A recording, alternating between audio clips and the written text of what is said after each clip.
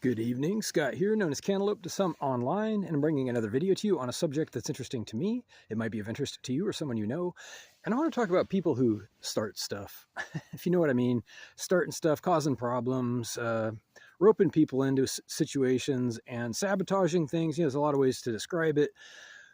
Generally being, if you'll use the expression, douchebags, and at which point sometimes they bite off more than they can chew.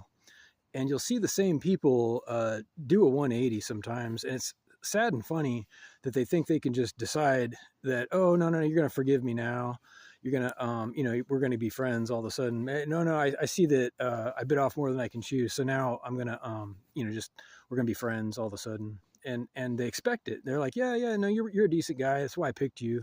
You're probably pretty forgiving, you look forgiving, you look decent, so you're going to do the right thing, and you have to, right? Turns out you don't.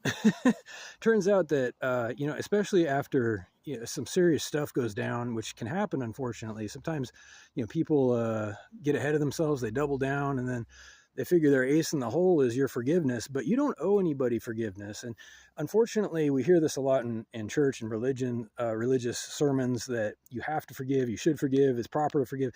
I believe that there's such a thing as over forgiveness. There's such a thing as being over patient, and there's such a thing as just being, a pushover, being a spineless milk toast, as they say.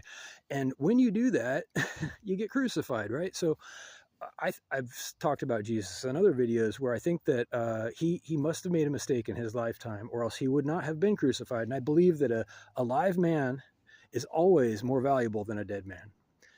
For what it's worth, that's how I feel. And I also think that there's people who will take as much from you as they possibly can until you fight back. And at which point you got to make a decision. You got to make a decision about your confidence level in their presence, if it's acceptable or if it's not acceptable. And what I mean to say is that if it's not acceptable, if people are still hanging around, menacing, or just, kind of generally sidling up to you and, expecting that forgiveness and friendship that you don't owe them, you got to do something about that. You owe it to yourself to either pursue justice by some official means, or to fix it for your family. I mean, whatever you got to do, because it's not okay. If people are just they were serious douchebags before, and then suddenly they're just expecting you to turn the other cheek, that it doesn't always work out that way. And sometimes people are very surprised when it works out differently. But that's what I mean by starting stuff. Don't start nothing, there won't be nothing. Maybe you heard that one. And after they started something, it's up to you to let that settle or not. And I believe in choosing your battles, absolutely. And I also believe in choosing to stick to your guns when it's necessary, not just for yourself, but for your kids, right? For the next generation. It's not always about you or some grudge or pride or whatever. It's about a practical solution sometimes. It's about actually solving the problem so that you can have confidence and a feeling of happiness and safety. And sometimes that means disposing of people, or getting exile used to be the solution. Now it's incarceration, or like I said, by any means necessary, whatever it takes, so that you can move on, right? If it was serious.